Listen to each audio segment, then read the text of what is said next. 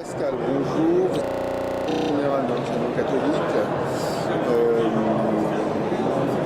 On a une vision assez positive de ce réseau Oui, d'école, tant mieux. notamment sur le numérique. Est-ce que pourquoi c'est important pour le réseau des écoles d'enseignement catholique? Le numérique, ce n'est pas plus important pour l'enseignement catholique que pour l'école dans ce pays d'une manière générale. Ce qui est important en ce qui nous concerne, nous, enseignement catholique, c'est de constamment revisiter nos pratiques éducatives pour les faire évoluer, parce que le monde change, parce que les élèves, les enfants et les jeunes bougent de plus rapidement, et qu'il est nécessaire non pas de les préparer au monde de demain, parce que nous ne savons pas très bien ce que sera le monde de demain, mais il est nécessaire à tout le moins de constamment chercher à ajuster nos manières de faire pour que les savoirs, pour que les apprentissages scolaires leur soient accessibles, pour qu'ils puissent se les approprier et pour qu'ils puissent devenir de plus en plus des acteurs de leur formation. Et de ce point de vue-là, le numérique nous intéresse. Pas du tout pour une fascination de la technologie pour elle-même, hein, c'est vraiment pas ça l'objectif, mais parce que des outils numériques, des espaces numériques bien tout un travail de discernement sur les utilisations qui peuvent en être faites, ces outils et ces espaces numériques bien pensés peuvent réellement nous aider à rendre les enfants et les jeunes acteurs de leur scolarité, à développer leur travail collaboratif et donc à faire en sorte, et ça je trouve que c'est très important, que chaque enfant, chaque jeune se sente chez lui, chez nous, se sente à sa place dans notre école catholique.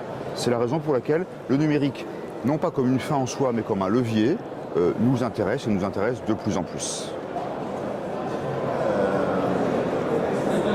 Les jeunes aujourd'hui sont bercés dans le numérique et parfois avec excès. Est-ce que aussi c'est le rôle des établissements de veiller à ce que les pratiques soient abordables et tolérables? Alors c'est le rôle des éducateurs d'une manière générale que d'aider les jeunes à développer leur discernement et leur liberté par rapport aux outils et aux usages qui peuvent en être faits. Je dis bien les éducateurs, les premiers éducateurs, les principaux éducateurs des enfants et des jeunes, c'est la famille, ce sont les parents. L'école est là en complément, en soutien, en collaboration. Elle n'est pas là pour tout faire à elle toute seule. Mais il est néanmoins absolument évident que oui, l'institution scolaire et singulièrement l'école catholique porte une responsabilité auprès des élèves, mais peut-être aussi parfois auprès de leurs parents, une responsabilité qui consiste à non pas à développer la méfiance, il faut accueillir avec confiance ce qui nous est donné, mais l'accueillir avec confiance et en même temps l'accueillir avec recul, avec discernement.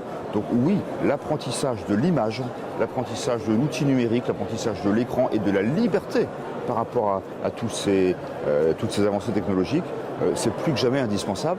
Et c'est bien la raison pour laquelle, par exemple, dans nos lieux de formation, dans nos instituts de formation des futurs enseignants d'enseignement catholique, nous développons le plus possible, justement, une pédagogie, une didactique de l'écran, du numérique, de telle sorte que les enseignants jouent pleinement leur rôle, bien sûr. Nous sommes aujourd'hui au dernier jour de la troisième édition des Printemps du numérique. Ça devient, ou c'est un événement qui commence à prendre force dans cette politique-là générale. Qu'est-ce qu'on a cette année comme résultat? À quoi ça sert pour votre structure, cette manifestation qui est biannuelle? C'est ça. Ça ressemble à qui? Le principe du printemps du numérique, des printemps, puisque c'est le troisième cette année, c'est de réunir, et c'est ça que je trouve extrêmement intéressant, de réunir à la fois des experts, des professionnels, des chercheurs, des enseignants, des éducateurs déjà très investis et très engagés dans la maîtrise des outils, dans leur développement, et puis des parents, des enseignants, des chefs d'établissement qui sont plus ou moins néophytes, mais qui simplement se disent qu'il y a des enjeux. Donc voilà, un public extrêmement diversifié, et ce que j'ai vécu durant ces 3 jours, ce que tout le monde a vécu durant ces 3 jours, c'est la beauté d'une rencontre entre ces personnes au degré de maîtrise du sujet extrêmement variable, mais qui toutes sont réunies par la volonté de s'interroger, de se poser des questions, de réfléchir sur ce qui peut être fait d'intelligent et d'utile à travers les outils numériques. Le but du jeu, ce n'est pas de produire des conclusions ou des résultats immédiats. La raison d'être du printemps du numérique, c'est vraiment de nourrir, d'enrichir, de vivifier toute la dynamique qui se vit dans les établissements, dans les communautés éducatives. Moi, je crois beaucoup à la capillarité, au travail quotidien, modeste. Il ne s'agit pas de faire dans le spectaculaire, mais il s'agit d'avancer pas à pas pour vraiment construire un travail éducatif et pédagogique appuyé sur le numérique et pas prisonnier du numérique. Alors, au-delà du contenu, c'est aussi le travail d'un réseau, puisqu'il y a un accueil extraordinaire qui est fait à Périsme, on l'a vu il y a 2 ans. Aujourd'hui, on est à Lille, c'est les bénévoles. Est-ce qu'on peut en parler un petit peu pour les remercier, j'imagine?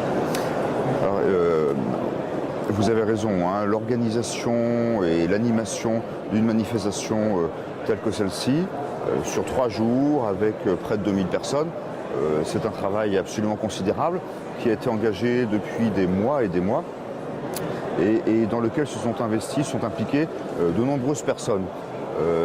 Et leur manière de travailler et leur manière de nous accueillir constitue en elle-même, à mes yeux, un vrai témoignage et un beau témoignage de ce que c'est que l'école catholique, à travers l'investissement des professionnels, mais en même temps l'investissement de toute une série de bénévoles de nature extrêmement variée, les uns et les autres travaillant ensemble, l'échelle diocésaine et régionale ici dans le Nord-Pas-de-Calais, l'échelle nationale pour nous, secrétariat général, et tous ces groupes, toutes ces personnes qui travaillent dans le même esprit, dans un esprit véritablement collaboratif et participatif, qui est une illustration de toute la part de militantisme au sens de don de soi du terme qu'il y a dans l'école catholique au service des enfants et des jeunes, tout simplement parce que les acteurs de l'école catholique ont la chance, mais en même temps la responsabilité de croire en ce qu'ils font.